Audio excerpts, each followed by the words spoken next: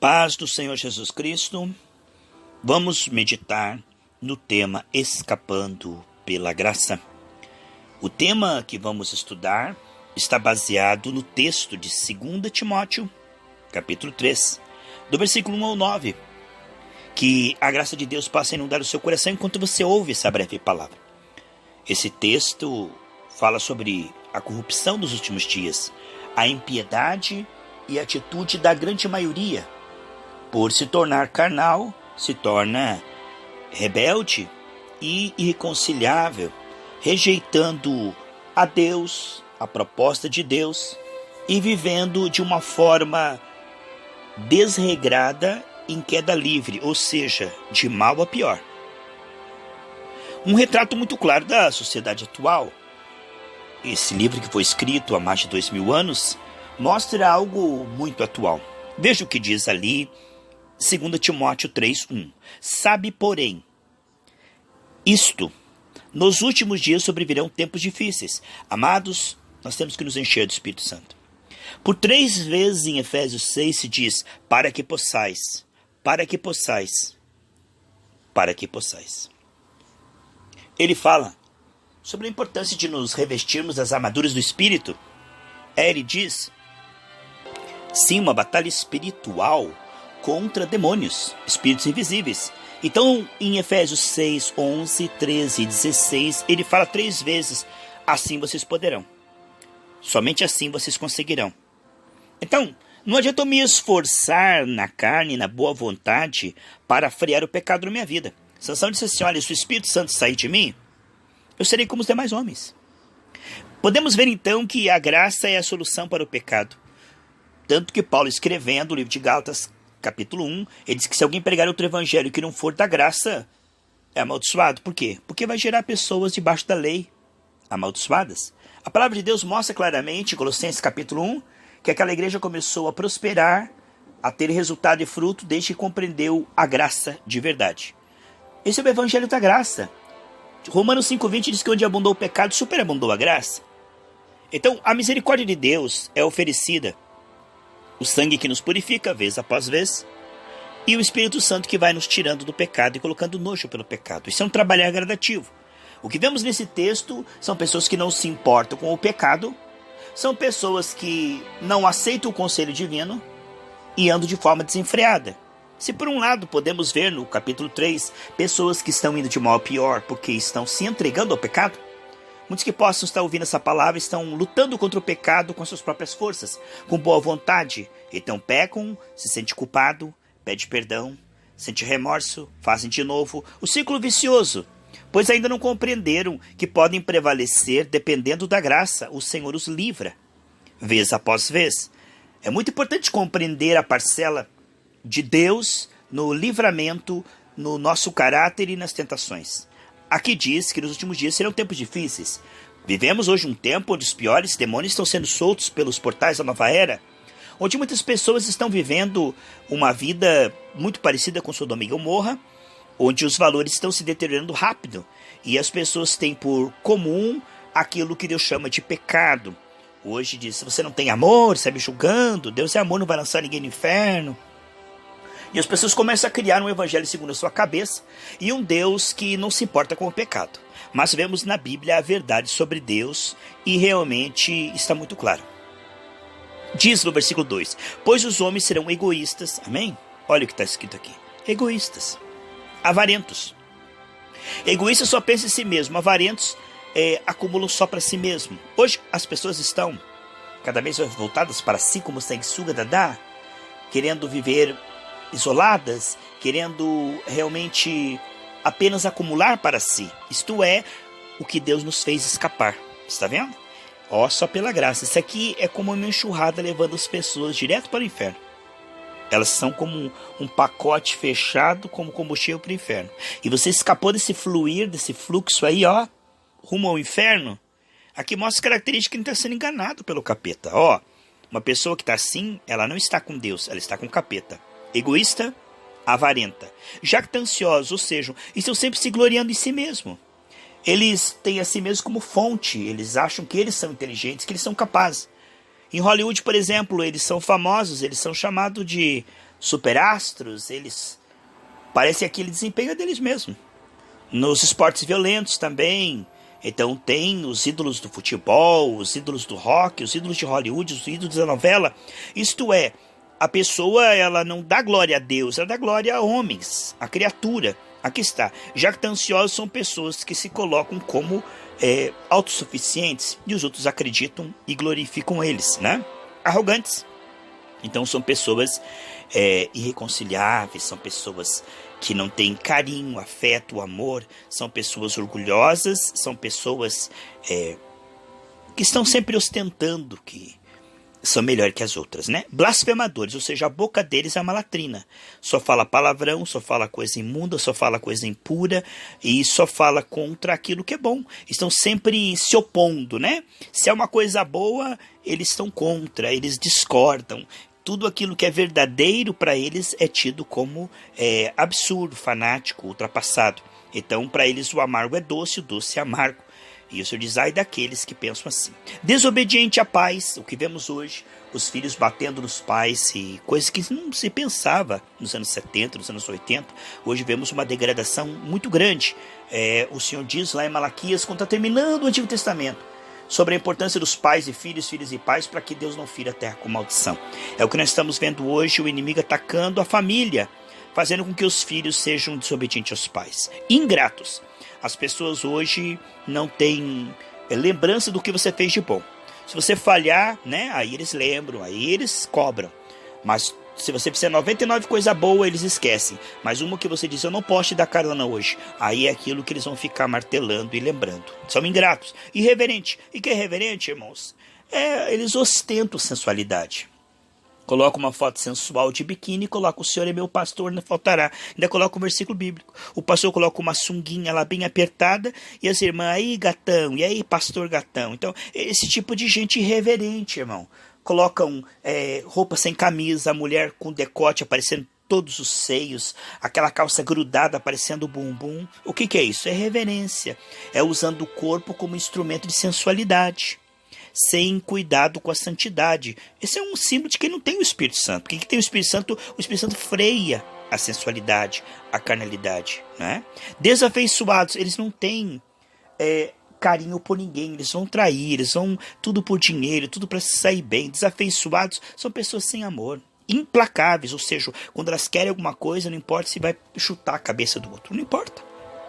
Implacáveis são pessoas, amados, que realmente eles são pessoas duras, pessoas cruéis, né? Caluniadores, não vão mentir a um doidado que pode sair bem, enganar esse, ter lucro ali, sair bem aqui. A pessoa ela não tem nada com a verdade, ela está sendo guiada pelo espírito da mentira. Tá vendo as características? E isso sem arrependimento, irmãos, isso na cara dura e ainda fingindo, né? Eles mostram que realmente pelo fruto ali, pelas obras, né, nós estamos vendo que eles não estão cheios do Espírito Santo. Nada oculto que não venha a ser manifesto, né, amados? Uma hora ou outra aparece o chifre, faz um penteado assim, né, com gel, de repente aparece o chifre. Ali, continuando o texto, diz ali, são cruéis, sem domínio de si, ou seja, não tem controle nenhum. Se entrega ao vício, entrega. Entrega à prostituição, se entrega. Se entrega a adultério, se entrega. Eles não querem nem saber, é o prazer imediato, é o hedonismo, né? Não importa, não quero saber o que Deus pensa, o que a família pensa, a pessoa só pensa no prazer imediato, né? Esse é um símbolo de pessoas que estão cada vez mais presentes nesse último tempo e que não têm o Espírito Santo, tá? Pode ter cargo, título, dons, mas tem essas características, essas pessoas precisam de salvação. Há muitos crentes precisando de salvação. Então são cruéis, inimigos do bem. Então eles são inimigos, irmãos, daquilo que é bom. Se é para ajudar alguém, larga ser bobo, né? Se é para falar a verdade, não seja otário. Então eles são inimigos da verdade de Cristo, da palavra, do evangelho. O que eles puderem prejudicar os outros, eles vão fazer, né? Traidores. São traíra, meus irmãos. Eles estão pelas costas maquinando, fofocando, tentando derrubar um e outro, puxar o tapete um do outro, fazer de escada, né? Ali de traidores, atrevidos. Você pode ver, são pessoas que falam com dureza, com aspereza, falam de uma maneira perversa. Então, eles são pessoas soberbas, mais amantes dos prazeres do que amigos de Deus. Então, eles amam muito mais o pecado do que Deus. Então, eu sou evangélico sim. Eu creio em Deus sim. Mas negam com as suas próprias obras. Falam de boca, honram o Senhor com a boca, mas o coração está longe de Deus. E Deus diz um conselho para mim e para você: foge desse tipo de gente. Ora por ele? Ora. Tem compaixão? Tem, mas cuidado com a roupa manchada da carne. São pessoas que não querem ir para Canaã com você e querem te derrubar. Esse tipo de gente tóxica, né? 7 demônios. Eles muitas vezes só querem influenciar. Cuidado que esse tipo de gente influencia assim. Não ande com o iracundo, o colérico, o sensual, porque você vai aprender as suas práticas, né? Então, ame o pecador, mas seja a pessoa que anda com pessoas cheias do Espírito Santo. A Bíblia diz, continuando o texto, né? Pois entre eles se encontram os que penetram sorrateiramente nas casas e conseguem cativar mulherinhas sobrecarregadas de pecados, conduzidas por várias paixões. Então esses falsos mestres do tempo de Paulo, que não é diferente do tempo de agora, eles tiveram muito sucesso entre as mulheres. Não quer dizer que toda mulher é assim, mas desde o Éden a mulher é mais facilmente enganada, por isso que Deus colocou o homem como cabeça para ajudar, né, amados? Mas tem mulher que ela é muito mais sábia que o homem, tá certo? A mulher espiritual, ela é tão sábia quanto o homem espiritual. Nós estamos falando aqui das mulheres carnais, tá? Você que é uma mulher, santa mulher de Deus, não leva isso que eu estou falando de mulher, porque mulher e homem é igual, cheio do Espírito Santo, tem sabedoria de Deus. Eu estou dizendo que a mulher na carne, ela é mais vulnerável. Aqui Paulo está dizendo. Não é todas as mulheres não, tá, amados? Mas algumas foram especialmente vulneráveis, no engano. Os falsos mestres de Éfeso, né, ali em Efésio, tiveram sucesso entre as mulheres, aqui em 1 Timóteo 2,14 e também capítulo 5, do 13 ao 15, fala de como as mulheres foram enganadas pelo diabo dentro da igreja, tá? Então o que nós estamos vendo é que esse tipo de mulher, cheia de pecado, ela acaba sendo arrastada pelos falsos profetas. Uma mulher que não é firme no espírito, irmãos, e o homem também, amados, o homem também. Não é porque é homem que é melhor que mulher, não. Na verdade, todos pecaram e carecem da glória de Deus. Aqui está dizendo que esse tipo de falso mestre, ele vai entrando na casa dessas mulheres e vai conduzindo elas à paixão, ao mundanismo, incentivando. Não, pode pecar, não tem problema nenhum, né? Isso aí pode ver que a maioria das seitas, irmãos, os pastores, eles enganam as mulheres, não é poucas seitas, a maioria delas, se não quase todas, os pastores enganam as mulheres e fazem sexo com elas. É o que está dizendo aqui no texto. Os falsos mestres procuram mulheres fracas e diz que Deus mandou, que Deus deu uma visão, e que Ele é santo, que vai passar energia, não sei o que lá, e a mulher cai. É o que aconteceu aqui. Os falsos mestres estavam levando as mulheres carnais à paixão. E aqui diz, né, sobre esse tipo de paixão. E diz no versículo 7. Ficam ali na igreja, irmão, não falta um culto, irmão, tá orando, tá lá. Tá no ciclo de oração, tá lá. Tá na vigília, tá lá. Irmão, tá aprendendo, tá anotando no caderno, tá anotando. Tá sempre aprendendo, mas não muda, irmão. Não muda, não transforma, não larga o pecado, não larga a novela, não larga a música do mundo, não larga as paixões, não larga o sexo fora do casamento. Aprendem, mas não chegam ao conhecimento da verdade, ou seja, não são libertos pelo amor da verdade. Eles têm religião ali, 1 grama, 2 gramas, mas aquilo não afeta em nada a sua vida fora da igreja. Eles estão ali, às vezes até trabalhando no templo, mas quando são tentados, não tem a graça, não tem o espírito, não tem o temor do Senhor, cede escondido. Depois chega com a cara lavada na igreja como quem não fez nada. E ainda vai pôr a mão, ainda vai pegar o microfone e ainda vai ministrar as pessoas, né? Olha que coisa tremenda, irmãos. Quanta gente que não tem o temor de Deus, está ali no grupo de jovens ali, depois que do culto de jovens vai lá fornicar com a namorada, vai se masturbar, vai ver pornografia, mas não dá nada. Deus é amor, Deus é bom, é o que está falando aqui. Uma vida que não livra você da perversão sexual, uma vida cristã que não livra você da mentira, que não livra você da falcatrua, uma vida cristã que não livra você do pecado, não leva você pelo menos ao arrependimento, a confessar isso, a pedir oração com óleo, a ter nojo disso, é o tipo de pessoa que nos está mostrando aqui. Destemor, pecam e não se importam, e ainda fingem. Tem duas caras. E como foi, no versículo 8 disse, como Janes e Jambres resistiram a Moisés. Lembra daqueles magos lá? Né? A tradição judaica diz que esses eram os nomes dos magos egípcios que se opuseram a Moisés até certo ponto.